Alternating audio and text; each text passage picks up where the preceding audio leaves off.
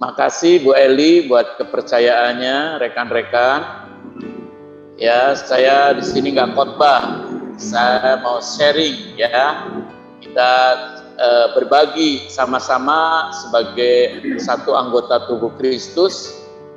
Kita boleh dipanggil Tuhan, melayani Tuhan, memberi dampak, karena itu panggilan Tuhan yang tidak bisa ditolak, ya, bukan pilihan, tapi itu suatu keharusan.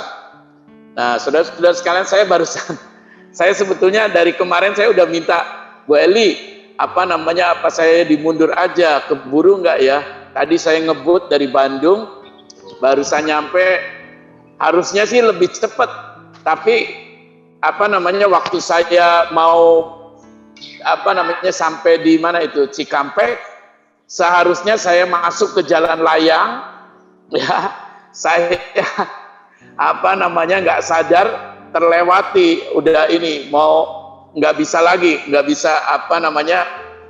mundur, nggak bisa, akhirnya lanjut aja, kemudian lewat bawah akhirnya ya, lewat Cikarang itu, lewat Tambun, ya akhirnya cukup jauh, cukup macet juga di situ, cukup jelek, tidak sebagus di jalan layang, secepat di jalan layang. Nah, saudara-saudara sekalian, saya dapat satu pelajaran pada saat kita melenceng ya dari ketetapan destiny, the way, jalannya Tuhan, maka saudara-saudara sekalian, perjalanan hidup kita akan menjadi banyak struggling, ya, banyak pergumulannya, banyak suka dukanya. Seharusnya kita tetap di jalurnya Tuhan, di jalannya Tuhan, di dalam ketetapannya Tuhan. Itu masih mending, saudara-saudara sekalian, karena bedanya sebetulnya cukuplah. Tapi kalau saudara-saudara sekalian, saya membaca dalam satu buku, di googling juga, kalau seorang pilot, saudara-saudara sekalian, melencengnya itu lebih dari 0, sekian derajat aja, yang seharusnya sampai di di negara A, bisa larinya ke negara C, bisa ke negara D, karena perbedaan derajat tersebut, saudara-saudara sekalian. Artinya gini, saudara-saudara sekalian, dalam hidup perjalanan kita sebagai murid Tuhan, umat Tuhan, kita harus setia, kita harus persisten, konsisten, ada di dalam ketetapan Tuhan, ada di dalam jalur-jalurnya Tuhan, di dalam jalan-jalannya Tuhan. Pasti Tuhan buka jalan, saudara-saudara sekalian. Sekalipun kita mengalami pergumulan, tetapi kita masih ada di dalam jalur-jalurnya Tuhan, di dalam jalan-jalannya Tuhan, Tuhan pasti buka jalan. Nah, saudara-saudara sekalian, Tuhan panggil saya tahun 1999, tahun 199 ya, 1999. Saya mulai menerima rema akan panggilan Tuhan di dalam Yeremia 29 ayat yang ke-7, saudara-saudara sekalian ya. Kita baca dulu ya. Yeremia 29 ayat yang ke-7. Saya dapatkan secara pribadi, Tuhan berbicara secara spesifik kepada saya. Ini saudara-saudara sekalian, usahakanlah kesejahteraan kota kemana kamu aku buang, dan berdoalah untuk kota itu kepada Tuhan, sebab kesejahteraannya adalah kesejahteraanmu. Bapak Ibu saudara-saudara sekalian, ayat ini telah memberi rema buat saya pribadi. Tuhan memanggil saya secara pribadi untuk bergerak, untuk berdampak, memberkati komunitas di mana saya berada, di mana saya tinggal. Sama seperti orang-orang Israel dipanggil Tuhan untuk mensejahterakan kotanya, ya, untuk berdoa bagi kotanya, sehingga shalomnya Tuhan, kesejahteraan Tuhan hadir di kota tersebut. Demikian juga dengan saya. Ya, tahun 99 saya menggembalakan di satelit gereja Gizi waktu itu ya, sekarang IFGF di kota Semarang. Saya 4 tahun di kota Semarang, kemudian diutus ke Samarinda 17 tahun. Ya, saya nulis tesis berjudul mengusahakan kesejahteraan kota-kota di Indonesia. Kemudian saat ini saya sedang menyelesaikan disertasi saya tetap konsisten di dalam jalurnya Tuhan, bagaimana saya bisa memberi impact bagi komunitas di mana Tuhan percayakan kepada saya. Saya menulis disertasi, ya, saya berharap tahun depan ini boleh selesai dengan judul menumbuh kembangkan kapasitas kewirausahaan pemimpin-pemimpin gereja di Indonesia. Nah, Bapak Ibu Saudara sekalian, Tuhan mau bukan hanya saudara dan saya yang dipanggil Tuhan, tetapi setiap umat Tuhan boleh hidup meresponi akan panggilan Tuhan. Ada 2 hal. Perintah Tuhan, usahakanlah dan berdoalah.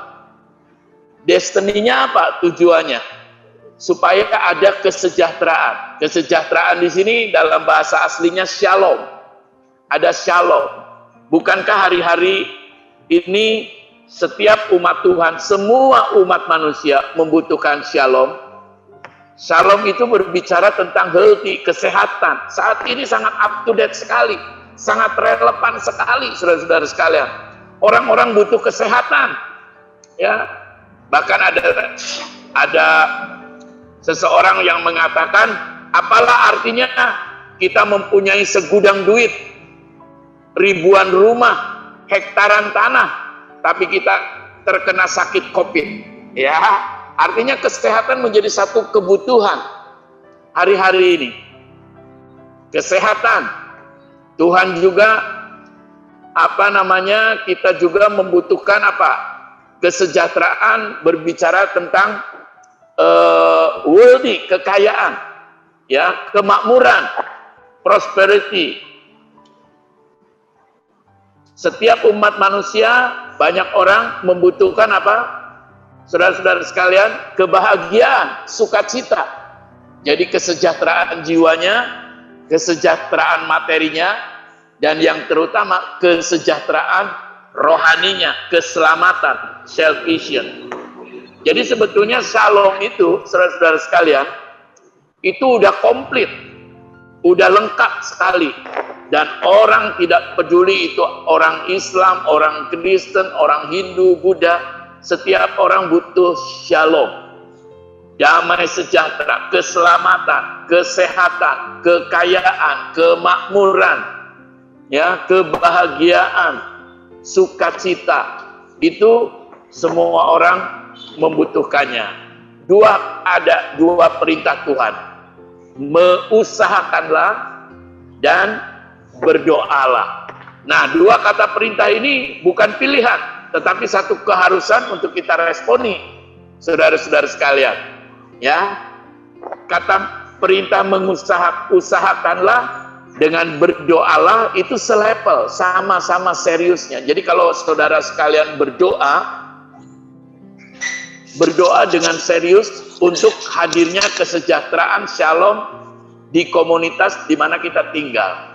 Satu pertanyaan, kapan terakhir kali saudara mendoakan tetangga-tetangga saudara, kota saudara, pemimpin saudara, agar mereka menerima shalom yang dari Tuhan, diberi kesehatan, diberi kebahagiaan, bahkan diberi keselamatan. Kapan terakhir kali saudara berdoa untuk tetangga-tetangga saudara? Atau jangan jauh-jauh dulu, untuk anak saudara, untuk suami saudara, untuk orang tua saudara, untuk karyawan-karyawan saudara. Berdoalah untuk kesejahteraan kotamu. Usahakanlah kesejahteraan kotamu. Nah, kata berdoa, palal, itu doa yang serius, doa yang sungguh-sungguh. doa yang sepenuh hati dengan sepenuh jiwa, berdoa untuk hadirnya shalom, kesejahteraan. Kata usahakan juga itu bekerja dengan serius, bekerja dengan sungguh-sungguh, ya. Kalau orang-orang mau membangun bisnis di satu daerah, tentunya dia akan membuat FS dulu, feasibility study dulu, ya. Kekuatannya apa, kelemahannya apa, kompetitornya siapa, penduduknya berapa, saudara-saudara sekalian, kebutuhannya apa, suku apa segala macam, saudara-saudara sekalian, lengkap, komplit, sudah disurvei. Kemudian dia bekerja dengan sungguh-sungguh, dia bekerja dengan serius, sehingga terjadi apa? Transformasi, sehingga terjadi perubahan. Nah, jadi kata mengusahakan dengan mendoakan, usahakanlah, berdoalah, itu paralel, satu level, sama-sama pentingnya. Jadi saudara-saudara sekalian, nggak ada mana yang lebih penting, dua-duanya sangat penting, sama-sama pentingnya. Ketika saudara berdoa, ayo doakan untuk saudara-saudara kita yang ada di marketplace, ya. Ya, kita pendoa-pendoa syafaat juga udah tidak asing dengan istilah 7 gunung, ya, 7 mountain. Ada orang-orang yang dipanggil di gunung art, kesenian, ya.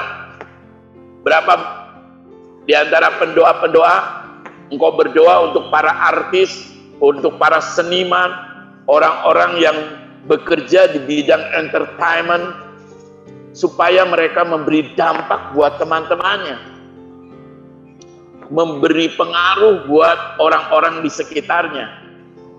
Nah, saudara-saudara sekalian, mereka yang dipanggil Tuhan di bidang kesenian, di bidang entertainment itu, juga mereka bekerja sungguh-sungguh supaya Tuhan dimuliakan. Jadi sama-sama, saudara-saudara sekalian. Kemudian di area yang B, bisnis, ya, development, pengembangan bisnis. Ya, ada banyak orang percaya yang saat ini dipanggil Tuhan di marketplace sebagai direktur, sebagai manajer, sebagai karyawan. Mereka bekerja sebagai marketing. Mereka bekerja bukan profit oriented, bukan semata-mata karena duit, tetapi mereka bekerja, saudara-saudara sekalian, ada destiny karena Tuhan sudah memanggilnya, sehingga bekerjanya juga excellent, ya. Seperti Raja Nebukadnezar ketika melihat 4 sekawan ini bekerja, Daniel, Sadrak, Mesak, Abednego. Ketika mereka bekerja, mereka menemukan Daniel bekerja dengan excellent, dengan unggul, because Daniel had spirit of excellency, memiliki spirit yang unggul, yang terbaik.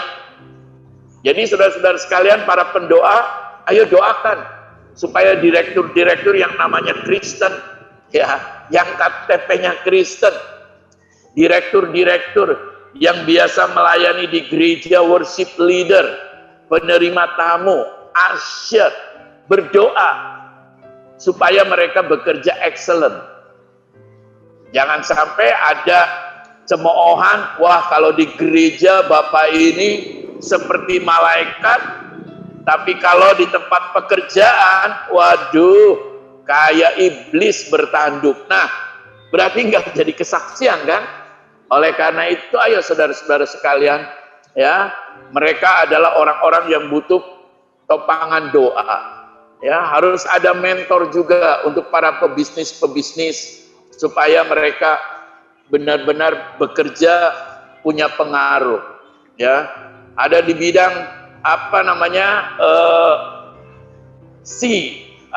community development, pengembangan komunitas, ya. Ada yang membagikan pelayanan sosial ke rumah sakit saat ini.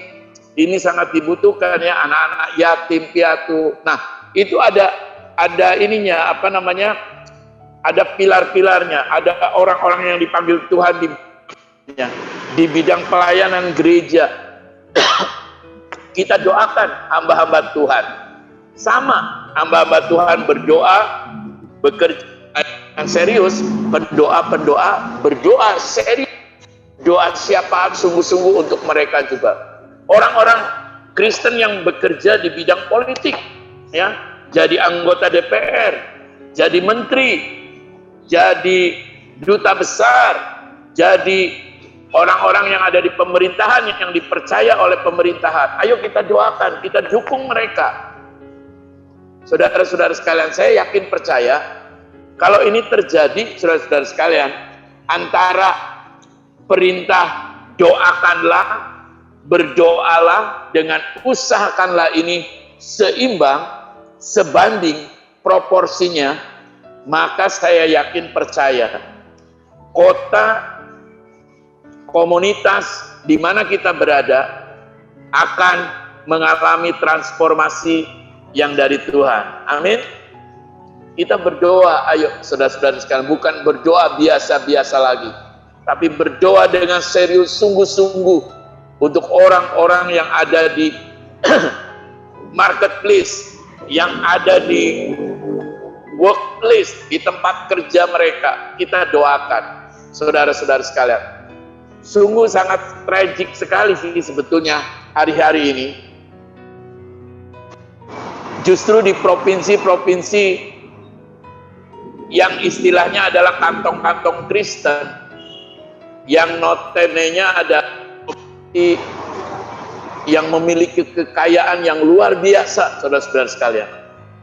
Contohnya Papua, itu ada Freeport, Ambon, ada blok migas, di NTT ada Newmont. Tetapi saudara-saudara sekalian, provinsi-provinsi Kristen yang kaya-kaya tersebut, dalam survei adalah provinsi-provinsi keempat termiskin di Indonesia. Tingkat penganggurannya, tingkat kemiskinannya tertinggi di Indonesia. Kan sesuatu yang tragik banget, sadis banget. Di tanah yang kaya, di kota yang kaya, tetapi umatnya miskin. Apa yang keliru? Apa yang salah? Kita dipanggil Tuhan untuk mengusahakan dan mendoakan provinsi-provinsi tersebut, saudara-saudara sekalian.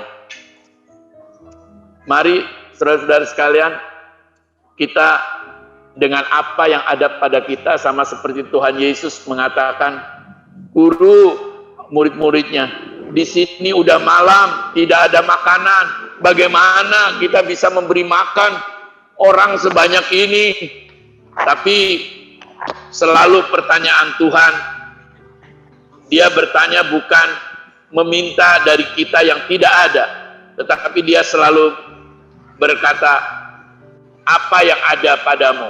Nah, waktu Musa diperintah Tuhan, ya, untuk menghadap Firaun, Musa katakan, aku takut, aku nggak bisa ngomong. Tapi Tuhan selalu bicara, apa yang ada pada tanganmu. Hari ini, hal yang sama juga Tuhan mau berbicara. Ketika Tuhan memerintahkan, usahakanlah, doakanlah. Mungkin reasonnya, alasannya sama juga ya saudara-saudara sekalian. Sama seperti orang Israel kan. Aduh, masa kayak gini lagi paceklik, lagi COVID, nggak mungkin lah kita mau melakukan ini itu, pokoknya yang penting hidup sehat aja udah cukup. Tapi Tuhan mau berbicara sore hari ini kepada kita sekalian, apa yang ada padamu. Saya rindu sekalian, saudara-saudara sekalian, dengan talenta, dengan apa yang ada pada kita, ayo kita mau memberikan kepada Tuhan, mengusahakan kesejahteraan. Kesejahteraan berbicara bukan hanya kesejahteraan materi, saudara tadi ya, ada kesejahteraan ekonomi, ada kesejahteraan jiwa, ada kesejahteraan rohani, pemulihan, pertobatan. Di tengah-tengah COVID ini, justru yang dibutuhkan orang adalah keselamatan, ya, pengampunan dosa. Berapa banyak saudara-saudara sekalian saat ini orang-orang yang sedang berdoa menantikan keselamatan yang dari Tuhan. Ini waktunya untuk saudara lakukan, untuk kita kerjakan. Apalagi dengan cara online kayak gini, ini benar-benar menggenapin Yohanes pasal 4 ayat yang keempat, ya. Allah itu ayat yang ke-20, 23, Allah itu roh adanya. Artinya apa? Kamu harus menyembah Allah dalam roh dan kebenaran, karena Allah itu roh, tidak dapat dibatasi oleh waktu, tidak dapat dibatasi oleh tempat, tidak dapat dibatasi oleh ruangan, tidak dibatasi oleh keadaan. Jadi ini kesempatan untuk kita memberitakan Injil, tidak ada batas, tanpa batas, saudara-saudara sekalian. Untuk saudara memberi kesejahteraan kepada banyak orang, tanpa batas, tidak terbatas, untuk kita bisa lakukan. Nah, saat ini hal yang kecil yang sudah saya lakukan, saudara-saudara sekalian, tadi saya share Ibu Eli, ya. Saya ada organisasi namanya PMKM, Pengusaha Mikro Kecil Mandiri Prima Indonesia.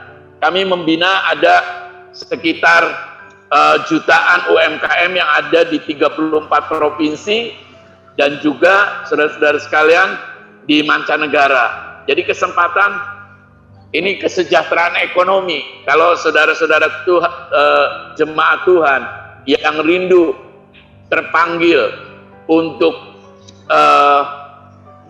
bersama-sama, berkolaborasi, bersinergi untuk mengusahakan kesejahteraan di bidang ekonomi, saudara-saudara sekalian, maka mau tidak mau kita harus terjun di dunia UMKM, saudara, usaha menengah mikro kecil, ya, UMKM, usaha menengah kecil mikro, ya, untuk kita bisa berbagi kepada mereka, supaya kita bisa memberkati mereka, sehingga saudara-saudara sekalian, attitude kita, sikap kita, karakter kita, kesaksian kita bisa berdampak, bisa menjadi berkat bagi banyak orang, ya. Nah, itu yang kami lakukan hampir kemudian kami ada juga Koperasi Indonesia Bersatu. Nah, ini saudara-saudara sekalian, jadi kami dari UMKM yang ada di 34 provinsi dan mancanegara ini, kami ada wadahnya, ada holding company-nya, itu koperasi ini. Nah, koperasi ini yang bisa membiayai UMKM tersebut, sehingga UMKM bisa bergerak, kami bisa mensinergikan, supaya produk-produk mereka bisa ekspor, supaya produk-produknya mereka punya market, sehingga apa, saudara-saudara sekalian?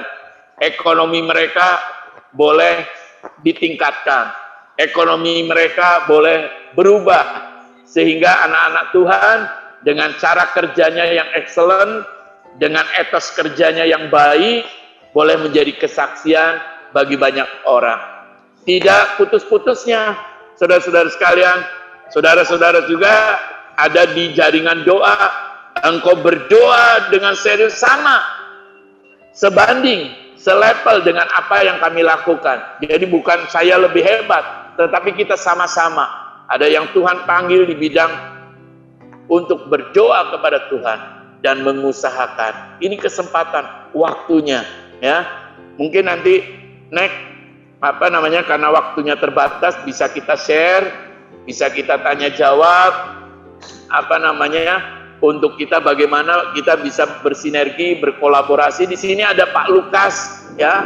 Pak Lukas dipanggil Tuhan untuk menjadi pelopor, melakukan gerakan kopi persahabatan. Wah, hebat sekali, gerakan kopi persahabatan. bisa minum kopi gratis gitu ya. Kopinya dia udah diekspor juga ke Eropa. Kemudian saudara-saudara sekalian, saya kemarin ke satu kota di Jawa Timur. Di sana ada yang namanya gelas persahabatan. Pak Lukas, mirip-mirip kopi gelas persahabatan. Oh, di Pekalongan ada kopi gelas persahabatan. Karena Pak Lukas juga orang Pekalongan itu, ya. Atau mungkin sama-sama ininya Pak Lukas ini. Kalau ada Pak Lukas di sini mungkin bisa ngasih kesaksian nanti. Jadi banyak hal saudara-saudara sekalian, kita anak-anak Tuhan untuk bisa memberi dampak, memberi berkat buat komunitas di mana kita berada. Intinya saudara-saudara sekalian, mari kita meresponi panggilan Tuhan untuk mengusahakan kesejahteraan kota dan mendoakan kesejahteraan kota. Sebab kesejahteraannya adalah kesejahteraan kita juga. Ayo, mari kita sama-sama bangkitkan spirit kita justru di masa-masa pandemik ini. Sama orang-orang Israel ketika disuruh Tuhan, diperintah Tuhan, dipanggil Tuhan untuk mengusahakan dan mendoakan kesejahteraan kota, keadaannya lebih sulit daripada masa pandemik ini. Karena apa? Mereka dijajah udah berpuluh tahun. Kemudian bait Allah dihancurkan, mereka disiksa, mereka dianiaya. Tetapi Tuhan bilang, berdoalah untuk kesejahteraan orang yang menganiaya kamu. Usahakanlah kesejahteraan orang yang sudah menindas kamu, yang merusak kamu. Nggak gampang saudara-saudara sekalian. Sama, kita juga saat ini nggak mudah. Tetapi bukan masalah mudah atau sulit. Masalahnya adalah mau atau tidak. Ada hati atau tidak, mau meresponi Tuhan atau tidak. Sore hari ini Tuhan memanggil kita semua untuk mengusahakan dan mendoakan kesejahteraan kota kita. Haleluya. Amin. Amin. Amin.